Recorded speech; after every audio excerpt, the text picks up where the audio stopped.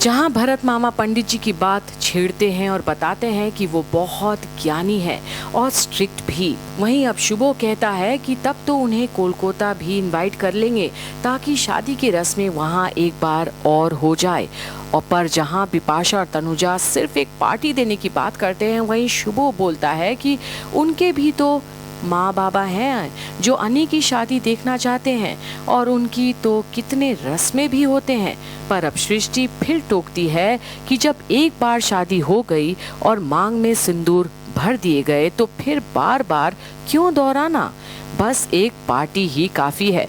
पर अब बिपाशा जो हमेशा सभी को ही खुश कर देती है, बोलती है कि वो पार्टी तो करेंगे पर रिचुअल्स भी तो होते हैं जो बहुत जरूरी होते हैं, तो एक बार उसके साथ साथ शादी भी कर लेंगे। और लाल के साथ सब फाइनली हंसते हैं कि बात तो सही है, शादी तो शादी है, एक बार हो या बार बार। और फिर पूरा परिवार बढ़ता है मंडप की ओर जहां अब वरमाला होने जा रहा है। और बड़े ही अरसे के बाद अनी और अर्शी एक दूसरे को अब वरमाला पहनाने जा रहे हैं। पर कहीं ना कहीं अनी के हाथ और कदम दोनों रुक रहे हैं अर्शी को माला पहनाने से पहले। और झनक और अनी एक दूसरे को देखते हैं और उनकी निगाहें मिलती है, जहां दोनों को याद आती है उनकी खुद की शादी। और जहां अनी के भी हाथ लड़खड़ाते हैं और कुछ रुके रुके से कदम हैं, वहीं झनक अपने सरजी को कहीं किसी और का होते देख उदास तो नहीं है।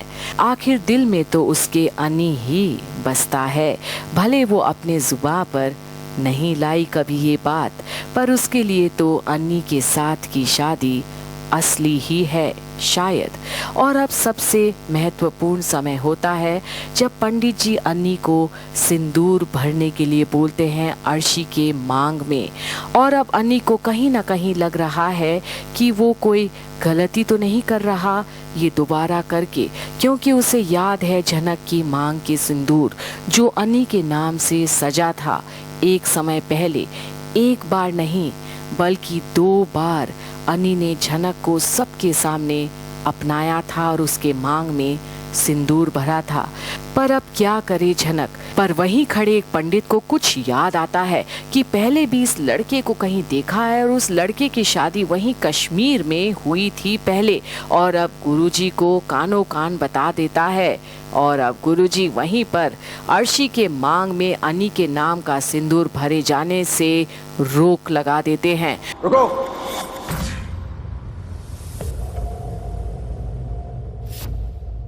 एक मिनट। और ये है बड़ा ही अशुभ संकेत बोस परिवार के लिए भी और सृष्टि के लिए भी। और सब डर जाते हैं कि आखिर गुरुजी ने सिंदूर के ही रस्म को क्यों रोक डाला। और फिर अनी से पूछते हैं पंडित जी कि क्या वो पहले कभी मिले हैं, पर अनी ना भर देता है। पर जहां बिपाशा बीच बचाव में फिर आती है ये बोलकर कि वो तो कोलकाता से आए हैं तो वो कैसे देखेंगे अनी को। पर गुरुजी को अब शक नहीं, पूरा यकीन है कि ये लड़का वही है जिसकी शादी पहले हो चुकी है मंदिर में। पर एक बार फिर अनी ना भरता है कि वो इस मंदिर में पहली बार आया है और उसे शायद नहीं जानते। पर अब अचानक गुरुजी की नजर झनक पर पड़ती है और उसे सवाल करते हैं कि उसकी सिंदूर और मंगलसूत्र कहाँ है, वो तो शादीशुदा है। और फिर सबको चौंका देते हैं पंडित जी ये बोलकर कि अन्नी का शक्ल भी तो वैसा ही है जिसे झनक की शादी हुई थी। और अब एक सन्नाटा छा जाता है सारे माहौल में कि अब करे भी तो क्या, जब सृष्टि अपने रौब जमाती है और पंडित जी को इन बातों से दूर रहने के लिए बोलती है और जल्दी से जल्दी शादी संपन्न करने के लिए दबाव डालती है क्योंकि उन्हें वापस कोलकाता जाना है। पर अब पंडित जी का पारा हाई है टोके जाने पर और सृष्टि की मुंह ही बंद कर देते हैं ये बोलकर कि ऐसे मामलों में जल्दबाजी ठीक नहीं। पर अब भरत मामा तो झनक की शादी हुई नहीं बोल के बात को टालने की कोशिश करते हैं। पर अब गुरुजी को सब याद आ जाता है कि कैसे उन्होंने ही अन्नी और झनक की शादी गांव के पुराने मंदिर में कराई थी। पर अब सृष्टि अन्नी से कहती है कि वो खुद बताए क्या हुआ था और अर्शी से भी अब ऐसी स्थिति में अपनी बेइज्जती बर्दाश्त नहीं होती। और फाइनली अब अन्नी बताता है कि उसकी और झनक की शादी तो हुई थी, पर वो एक नाटक था, एक समझौता था, और बताता है कि वो शादी बनावटी थी। और बस अब तो पंडित जी का सब्र टूट जाता है और उल्टे अन्नी को ही डांट लगा देते हैं कि वो ऐसी पवित्र रिश्ते को बनावटी कैसे बता रहा है। और मंदिर में बैठकर शादी को, और जहां अन्नी बताना चाहता है कि कैसे हुई थी वो शादी, वहीं अब पंडित जी खुद ब खुद बता देते हैं कि तेजस से बचाने के लिए अन्नी ने झनक से शादी की थी। और वहीं अब झनक भी अन्नी को डिफेंड करने के लिए आगे आती है और बताती है कि अन्नी ने सिर्फ उसकी जान बचाने के लिए उससे शादी की थी और वो नकली शादी है। पर पंडित जी कहते हैं कि उन्हें लगता होगा कि शादी नकली है, पर मंत्र जो उन्होंने पढ़ा था वो असली है और अब उनकी शादी कोई नहीं तोड़ सकता, स्वयं ईश्वर भी नहीं। और अब सबकी हंसी तो जैसे गायब भी हो जाती है। और एक समय पहले झनक की सिंदूर मिटाने वाले लोग आज कुछ नहीं कर पाते अपने ही बेटी अर्शी के आधे अधूरे शादी को लेकर, क्योंकि पंडित जी ये ऐलान कर देते हैं कि ये शादी हो ही नहीं सकती।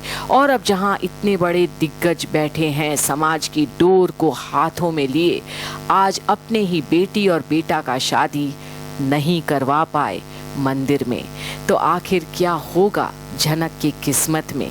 देखते रहिए आगे झनक की सारी अपडेट्स यहीं कंप्लीट बॉलीवुड पर। एक बार शादी होने के बाद कोई उस जोड़ी को तोड़ नहीं सकता।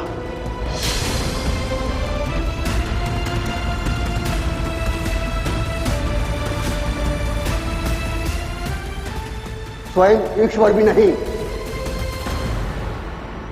तुम्हारे लिए वो शादी नकली थी, लेकिन मैंने मंत्र असली पढ़े थे, असली शादी करवाई थी तुम्हारी।